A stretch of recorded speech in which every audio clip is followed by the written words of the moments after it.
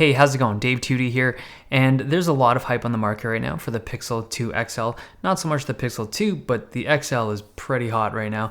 But there's another phone on the market that I've always felt was undermarketed, underappreciated, and just more importantly, underhyped, especially on YouTube. And that's this phone, the LG V30. So this is made by the same company as the Pixel 2 XL. They're both made by LG.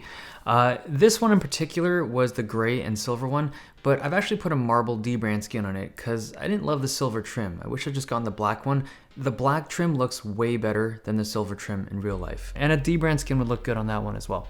So the reason why I made this video is because the Pixel 2 XL and the LG V30 have a lot of similarities. Both are running Snapdragon 835 with 4 gigs of RAM, which is going to give you kick-ass performance. They both have a rear fingerprint sensor, which I'm a big fan of. They both have big batteries. The one on the Pixel 2 XL is slightly bigger. Haven't tested it fully, but the V30 gives you a full day of use, and I wouldn't be surprised if the Pixel 2 XL gives something very similar. They're both quite water resistant. Now, the higher number on the V30 I would consider insignificant. It's IP68 instead of IP67 on the Pixel 2 XL, and it's probably because the Pixel 2 has larger speaker apertures up front, so it's harder to keep water out, is my guess. They both have awesome 1440p POLED displays. Supposedly they're both using the same panel.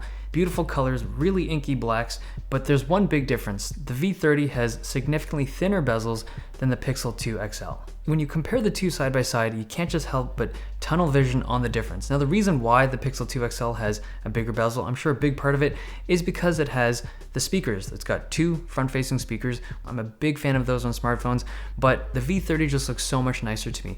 And then the more I use it and the more I look at the hardware, the more it just feels like a much better phone in terms of its hardware. First, it has the micro SD slot. I mean, that's something that I personally don't care too much about, but I know a lot of you guys are really interested in expandable storage. And then you look at the cameras. The V30 is obviously a very different looking camera setup than the Pixel 2 XL, but it's also a really good camera. Now, the Pixel 2 camera is going to be amazing. I took a few photos at the event and they just looked really, really clean. But this camera is also fantastic. It's one of the best on the market right now. It's got a wide angle lens, which can be awesome. So a lot of phone companies will use black and white lenses or a portrait lens as the secondary camera. This one uses the wide angle one, and by far, it's my favorite of all the secondary camera lenses. It's just so much more useful for the photos that I take. And I know the Pixel 2 XL has the highest DxO mark right now, which may or may not be important to you, but numbers aside, V30, awesome camera. And the video mode on this thing is surprisingly good. The lenses and the sensor are obviously good, but the software and the amount of control you have over the footage is unbelievable. And it even has log footage. So if you want to capture the most color data, I mean, C-Log on a phone is crazy. The V30 still has a headphone jack, but more importantly, it has a really high quality DAC, but no amount of me explaining things or me describing how the audio sounds is gonna do justice. It really is like looking at a 4K screen versus a 1080p screen, except it's for your ears.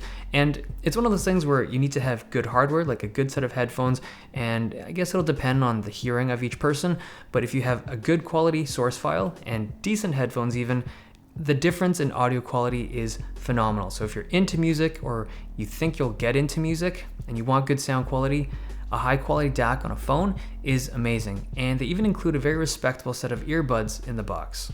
The V30 also supports wireless charging, which for some people might be a small detail, but it is a nice feature to have. If you look at pricing, both of these phones are pretty expensive. The V30 is going for around $800 off contract.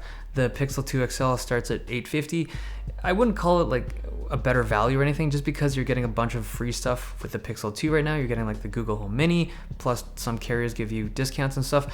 Currently, I would consider them a wash in terms of their pricing.